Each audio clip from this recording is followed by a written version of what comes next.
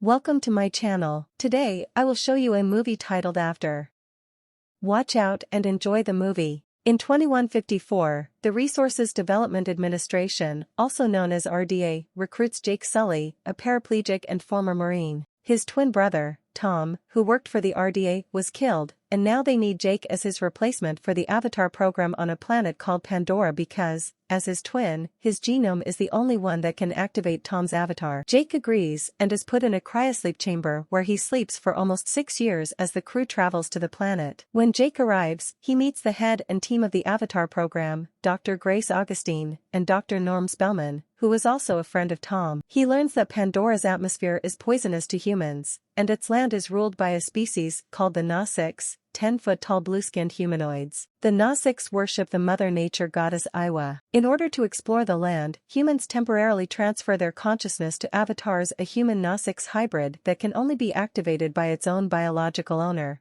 Jake and Norm enter their avatar bodies for the first time, and Jake feels ecstatic to be able to walk and run for the first time in years.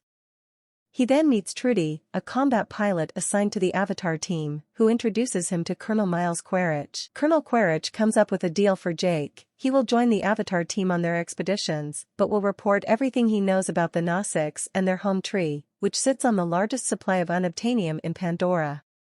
In return, the Colonel will ensure that the company funds the replacement for Jake's legs. Jake agrees. He joins Grace and Norm as their escort on their research expedition. While the scientists search for samples, a vicious beast called the Vanator attacks Jake, tearing him away from the group. He barely escapes with his life and is soon left in a jungle struggling to survive until a female Nasics named Neytiri saves him. Neytiri feels a strong attraction to Jake's brave heart but thinks he is too stupid and naive. Seeds from the spirit tree land on Jake, and Neytiri takes this as a sign to take him to her clan, the Omadikeya. He is met with hostility, especially from Tsute, the heir to the chieftainship and Neytiri's fiancé. Jake meets the clan's chief and priestess, Itukin and Emoat, who also happen to be Neytiri's parents. After much deliberation, Emoat decides to take in Jake and have Neytiri teach him their ways of life. Jake settles in for the night with the clan, and he is instantly brought back to the Avatar stimulator. He reports everything he's learned to Grace, as well as to Colonel Quaritch. The Colonel gives Jake 3 months to convince the Nasics to move, or else they will be bombing their home tree. Grace grows suspicious of Jake's dealings with the Colonel, so she transfers the team to a remote outpost at the floating mountains of Pandora. Over the next 3 months, Neytiri teaches Jake the ways of the Nasics. She tells Jake that once he is ready, he will have to choose his own Ikran, a winged beast the Nasics use to hunt, and he will finally become a warrior. Jake learns to track and hunt wildlife and also begins to understand the spiritual connection between all beings in Pandora. Soon enough, Jake grows sympathetic with the Nasics and starts falling in love with Neytiri. Once he gets his first clean kill, he, Neytiri, Tsute, and other Nasics go to the floating mountains to get their own Ikran. They reach the Ikran's nest, and Tsute orders Jake to choose first. In order to choose one, the Ikran must choose him first by trying to kill him. He manages to take down one of the beasts and bonds with it through the nerve endings on his hair. Neytiri pushes them off the cliff, forcing Jake to fly with his Ikran to solidify the bond. As they're flying on their Ikran, Jake and Neytiri face an almost ill-fated encounter with the Torek, a mighty dragon-like beast that the Nasics fear and worship. Only 5 Nasics in history have been able to tame and ride the Torek, including Neytiri's great-grandfather. The 3 months come to an end, and the team goes back to the facility.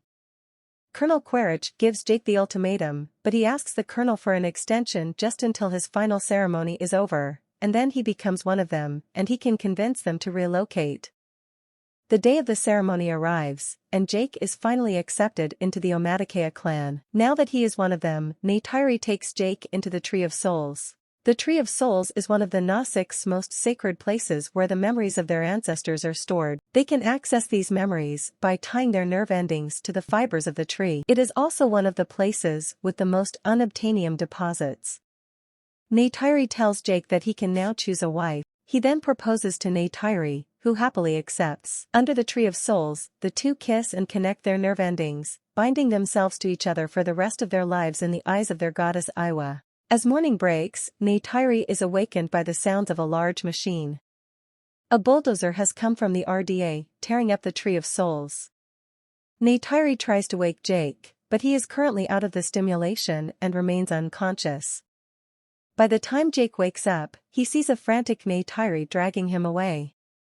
He signals the bulldozer to stop, but it continues on plowing. He then climbs the machine and starts destroying the cameras, but the crew starts shooting at him. They run away with Neytiri sobbing as she watches the machines tear down their sacred place. Meanwhile, the RDA catches the footage of Jake destroying the cameras and is able to identify him. Jake and Neytiri make it back to the home tree where he tries to persuade Itukin to relocate for the safety of the clan. Tsute attacks Jake, accusing him of mating with his betrothed. Neytiri admits to this and says it cannot be undone as they are now bonded before Iwa. At their outpost, Norm tries to stop the soldiers as they pull Jake and Grace from the simulators, but it's too late. Jake takes the opportunity to state his final plea, but he and Grace faint before he can say anything. They are brought back to the facility, and Jake's true allegiance is revealed through a video log stating that the Nausicaa will never give up their home. Colonel Quaritch decides to pull the plug and bomb the Nausicaa away from the home tree. Grace then tells the company that they can't destroy the home tree because it will destroy the biological neural network native to Pandora, the synapses connecting all of them together like one enormous brain. The RDA isn't fully convinced but agrees to give the team 1 hour to convince the Omaticaya to move. Grace and Jake regain consciousness in their avatar forms, and Jake starts telling them about the RDA's plans. He then admits that he was sent there as a spy, but now things have changed. Hurt by his betrayal, Neytiri lashes out at him and leaves. Jake and Grace are then taken captive. The RDA sends hovercraft to the home tree and starts gassing them out. Refusing to run, the Omaticaya fights back, but their arrows are useless against the heavy steel of the crafts. The hovercrafts then fire missiles at the natives and at the home tree. The tree immediately lights upon fire as the Nausicaa make a run for their lives. Jake and Grace are tied to their posts, unable to escape, until Neytiri approaches them. She sets them free, telling them that if they are indeed one of them, then they should help them. The firing continues at the home tree's roots, causing the trunk to finally break. The home tree topples over and kills 100 Nausicaa by crushing them on the ground. Neytiri searches for survivors and finds her father with a shard in his chest. With his dying breath, he bestows upon her his bow and arrows and makes her promise to fulfill her duties. Jake finds her in the rubble, but Neytiri pushes him away, telling him to never come back. Back at the facility, Jake and Grace are taken out of the simulation once again and are arrested while Jake's avatar body collapses among the debris. As the avatar team lay in their cell, Trudy busts them out. They hijack one of the helicopters and escape. Unfortunately, Grace takes a hit to the stomach. Jake patches her up as they make it back to their original outpost. They relocate higher up the mountains where the RDA can't get to it easily. Jake gets back into simulation and formulates a plan. Once he's back in his avatar form, he calls out his Ikran. Jake knows that there's only one way the Omaticaya will listen to him. Together, they hunt down the Torek. With nowhere else left to go, the Omaticaya are forced to take refuge at the last remaining Tree of Souls. As they wait for an answer to their prayers, they hear a strong gust of wind behind them and gasp in horror as they see the Torek flying towards them. It lands on the ground, and Neytiri is shocked to see that Jake has managed to tame the mighty beast. This feat gains the awe and respect of the Nausicaa. Jake asks Tsute to join him in the fight against the humans, and he agrees. Jake then brings Grace to the Nausicaa, asking them to save her life. He takes her human body to the Tree of Souls together with her avatar body, and the clan performs a ritual to try and transfer Grace's consciousness into her avatar form. But it was too late. Grace's wound was too deep, and she died before the ritual was over. But Jake knows that the battle is far from over. Together with Tsute, they rally up the Omaticaya. They then travel to neighboring clans, gathering Nausicaa from the plains, seas, and mountains to join them in the battle for their homes. By the end of the day, they manage to gather over 2,000 Nausicaa at the Tree of Souls. Through intel, Jake learns the RDA's plans to bomb the Tree of Souls. He then forms a plan to lure them through the floating mountains and then attack them there even before they reach the sacred place. Jake prays to Iwa at the Tree of Souls for guidance. As morning breaks, the RDA launches the hovercrafts along with the bombs. The Nausicaa clans wait for them among the floating mountains. Not long after, the clans from the plains take action, in charge of the machine suits surveying the grounds. The Gnostics take the first fire, flying around the hovercrafts and shooting them down with their arrows. They manage to take down a few helicopters, but the company's armory is too strong. They launch fires at the Gnostics with their guns, taking down quite a number of them. Colonel Quaritch spots Jake on the Tauric and starts firing at him. Jake escapes the line of fire, luring the colonel's hovercraft deeper into the mountains. Suddenly, Trudy and her helicopter intervene. She shoots fire at the colonel, allowing Jake to escape.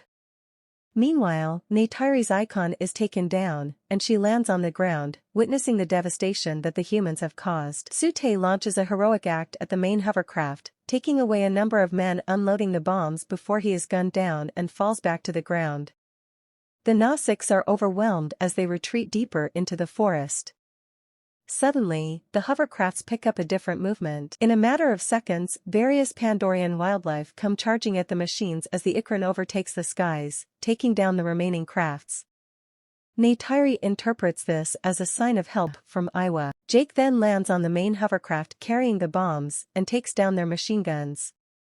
He runs around the craft, expertly avoiding fire, and launches a grenade at one of the engines. The craft goes down and blows up among the mountains. He launches several more grenades at the colonel's craft, but Quaritch manages to escape using a mechanical suit. The grenades blow up, and Jake is tossed back into the sky and lands back to the ground. The colonel survives the blow and starts hunting down the outpost. Quaritch reaches the location of the simulators just in time as Neytiri makes a launch at him. Quaritch takes her down and traps her beneath the trunks of a tree. As he's about to stab her, Jake appears and fights him. Jake is able to hold him off, breaking his knife and the protective glass around the suit. The colonel gasps for air and then starts targeting Jake's real body instead. He breaks open the glass of the outpost and destroys the simulators. Jake stabs him in the neck, and as the colonel drags his body, Neytiri frees herself and launches an arrow straight to the colonel's heart. She launches another arrow to finish the kill. Meanwhile, Jake emerges from the simulator, dragging his body to reach for the air mask. The poisonous air knocks him out, and he's unable to breathe. Neytiri realizes what's happening and climbs inside the outpost to put the air mask on Jake. She sees his real body for the first time, and they hold each other close. Back in his avatar form, Jake and Neytiri find Sute, who begs Jake to kill him off so that he would die a noble death. As he takes his last breaths, Sute acknowledges Jake as his brother and passes the chieftainship to him. Jake accepts this with gratitude. The war is now over, and the Gnostics have won. The facility is destroyed, and the humans are sent back on their ships to Earth. Jake, Norm, and a few other humans are given permission by the Gnostics to stay. Jake is now crowned as the new chief of the Omaticea clan. On his new birthday, he is taken to the Tree of Souls with Neytiri, where they perform a ritual transferring his consciousness to his new avatar body. Thanks for watching. Please like and subscribe, and click the bell icon to get new movies.